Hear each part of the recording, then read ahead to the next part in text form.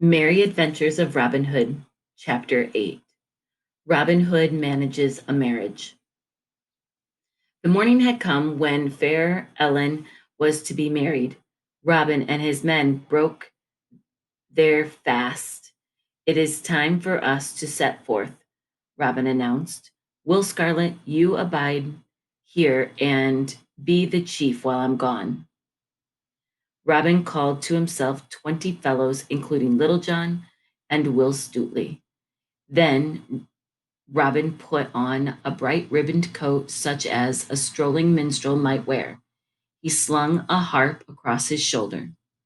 "Little John, here are 2 bags that I would have you carry in your pouch for safekeeping," he said. He gathered the men together with Allan a Dale and Friar Tuck in their midst, and he led them forth. They walked for a long time until they came to the vale of Rotherstream.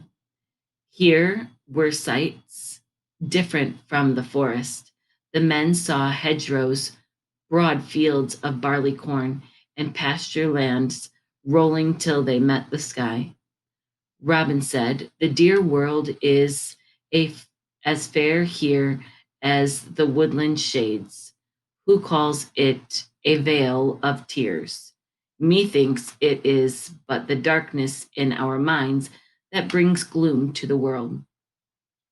They stepped along, talking, singing, jesting, and laughing. They came to a certain little church that belonged to the great estates owned by the rich pri- priory of Emmet.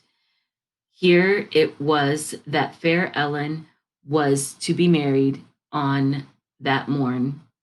On the other side of the road from the church ran a stone wall along the roadside.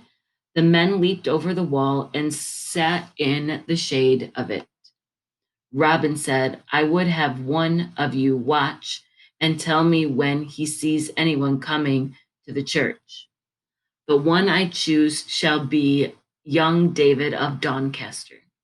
Get upon the wall, David, and hide beneath the woodbine to keep watch." David did as he was bidden. Then all was quiet, save for Allan's footsteps pacing up and down. Several times Robin asked David of Doncaster, "What do you see?" David would answer, "I see the white clouds floating or the windmills swinging," till at last Robin asked David once more. And David said, "I see how the wind makes waves in the barley field, and now over the hill to the church comes an old friar. In his hands he carries a great bunch of keys. Lo, now he comes to the church door." Robin Hood rose and shook Friar Tuck by the shoulder. "Come, holy man," he cried. With much grunting, Tuck got to his feet. "Go yonder, for yonder is one of your cloth. Get yourself into the church, Little John. Will Stutely and I will follow soon," Robin ordered. Friar Tuck scrambled over the wall and came to the church. The old friar was laboring with a huge key. "Hillo, a brother," said Tuck. "Let me aid you." He took the key from the other's hand and quickly opened the door with a turn of it. "Who are you, good brother?" asked the old friar on high, wheezing voice. He winked and blinked, a stout Friar Tuck, like an owl at the sun. "I come from Fountaindale. I live in a cell beside the fountain blessed by that holy saint, Etherilda. I understand there is a wedding here today. If you do not mind, I would rest in the cool shade within." "Truly, you are welcome, brother," said the old man. Meanwhile, Robin Hood, Little John, and Will Stutely had come to the church. Robin sat down on a bench beside the door. But Little John, carrying the 2 bags of gold, went inside. Will Stutely followed him. Robin saw 6 horsemen come riding calmly and slowly, for they were churchmen on high positions. The first was the Bishop of Hereford. His robes were of the richest silk, and around his neck was a fair chain of beaten gold. Beside the bishop rode a prior of Emmet upon a dainty saddle horse. Rich were his clothes also, but not so bright as the bishop's. 4 other men came behind them, for the Lord Bishop tried to be as like the great barons as possible. Robin saw this train drawing near with flash of jewels and jingles of silver bells on the horses. He said to himself, Bishop, Bishop, your pride, may I have a fall before you know it? When they dismounted, the bishop caught sight of Robin. Hilloa, good fellow, he said in a jovial voice. Who are you that struts in such bright feathers? A harper am I from North Country, said Robin. I can touch the strings as never another man in all of England can. You are a saucy one. Look, Prior, here comes our cousin Stephen and his lady love. Around the bend of the road came the others, riding upon horses. The first was a tall, thin man of knightly bearing. He was dressed in all black with silk, with a black velvet cap upon his head. Beside him rode a stout Saxon, who was Ellen's father, Edward of Deerwold. Behind those 2 came a cart carried by 2 horses. Inside was the maiden who Robin knew to be Ellen. She was the fairest maiden he had ever beheld. Now, however, she was all pale and drooping like a fair lily snapped at the stem. She went into the church with bent head and sorrowful look. Ellen and Sir Stephen stood before the altar.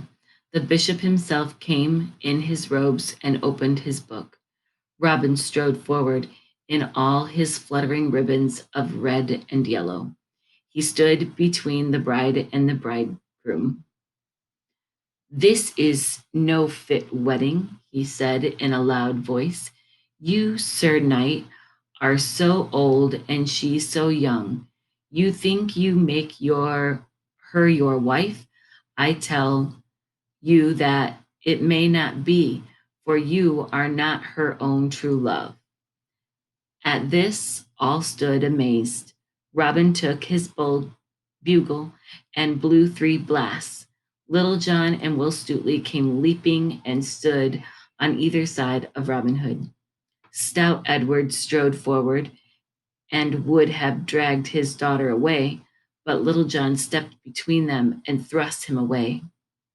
The bishop's men at arms drew their swords, but there came loud voices at the door.